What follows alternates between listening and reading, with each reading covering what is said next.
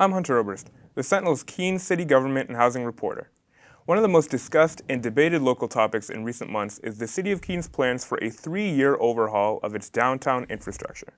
While much of the work, now slated for 2025, would be underground, it's the proposed changes above ground that have people talking. On today's show, we're speaking with the Assistant City Manager, Public Works Director, and Emergency Management Director, Court Blomquist, about the project, its implications, and questions it's drawn. This is Sentinel Sources.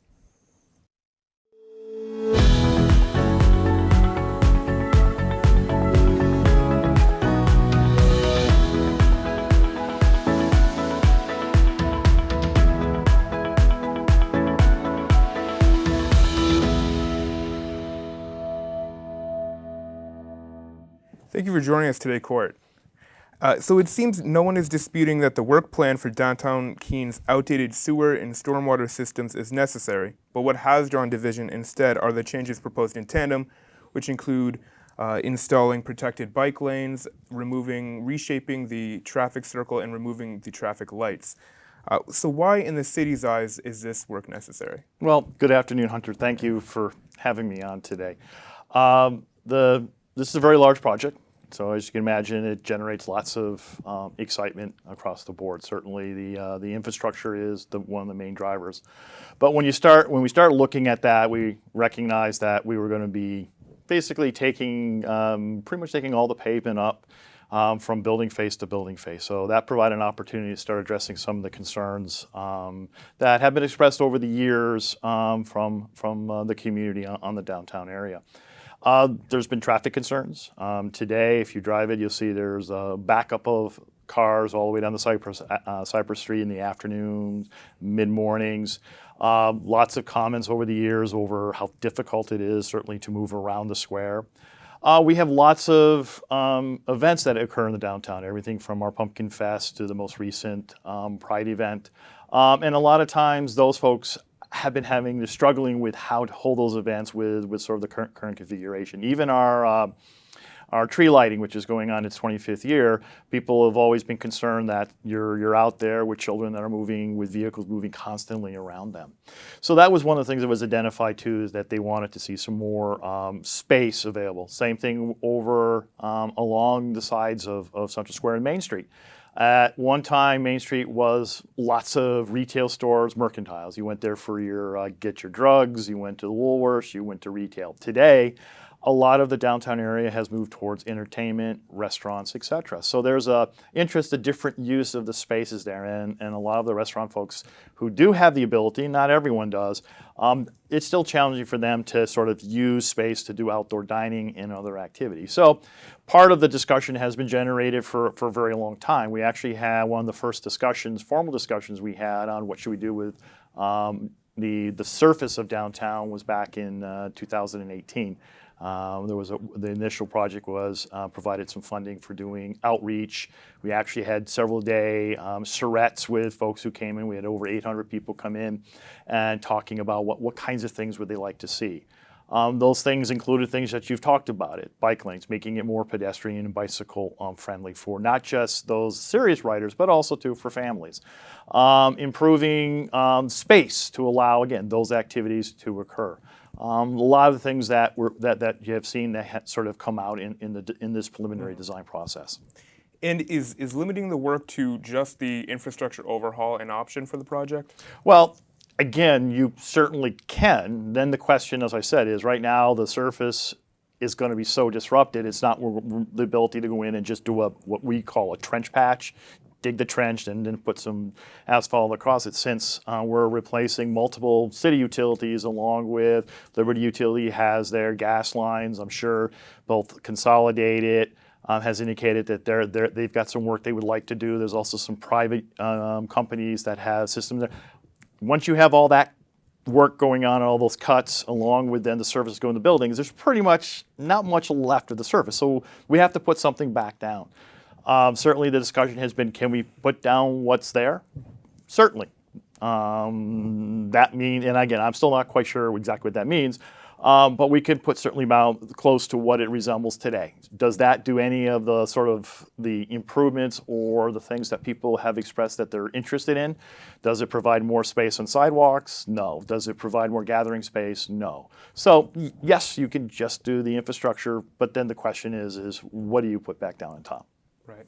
And what would the difference in cost be between doing the infrastructure work and, I guess, reconstructing the roadway as it appears relatively today versus doing the proposed changes to Main Street and Central Square? Well, and I've talked about this in the past. It's fairly, I'm going to call it, people don't like it, fairly minimum. And the reason I say that, if you look at, for example, Main Street, right today we have 2 lanes north, we have 2 lanes south, we have angled parking. Sidewalks. The proposed for Main Street is 2 lanes north, angled parking. The big difference is we're making the medium consistent. Same thing on Central Square. Where the majority of Central Square is and the lanes that are there are going back down. Whether you have for example, roundabout or a consolidated centralized signal, you still have pavement right there. So the costs really are going to be fairly close, just because you're putting down pretty much the same amount of pavement, same amount of curbing is going down. It may be in a different configuration. So that's really not a driving factor for the project. That if we put it back the way it is, it's going to be $1 million less. Mm-hmm. So it's really about how do you want downtown to function. And now, several business owners have expressed significant concern about how the construction would affect their operations, and some of them have asked the city for a delay in the project until 2026. Is this a viable option? Well, I think it's, again, I guess the word viable is certainly a question, because one of the challenges I think we're seeing in the construction side in general is just increasing cost. So every year delayed is adding a certain percent amount, and it's not the traditional 2 or 3% that we were seeing 5-6 years ago. I mean, in some cases we're seeing double-digit increases in construction costs. So certainly delaying until 2026 is possible.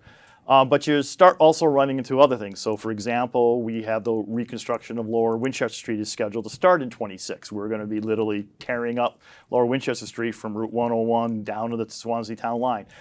One of our goals always is try to coordinate projects. So you're going to start bumping up against other projects. And I think really what the merchants are looking at, and I understand it, is that they're just coming out of COVID. They want to get their feet back underneath them, et cetera. So, but one of the challenges I've seen here in Keene is then you get to the point where, hey, everybody is thriving. Oh, don't disturb me now because I'm doing really great. Can you wait a little further so that I'm not doing as well? I mean, anytime you're redoing infrastructure, it's very, very disruptive. So yeah, we understand that, and we work with everyone that we can to try to minimize that disruption. Uh-huh. And so does the city have any concerns about the impact that construction and the implementation of a roundabout as opposed to the current traffic circle, what impact that would have on emergency vehicles?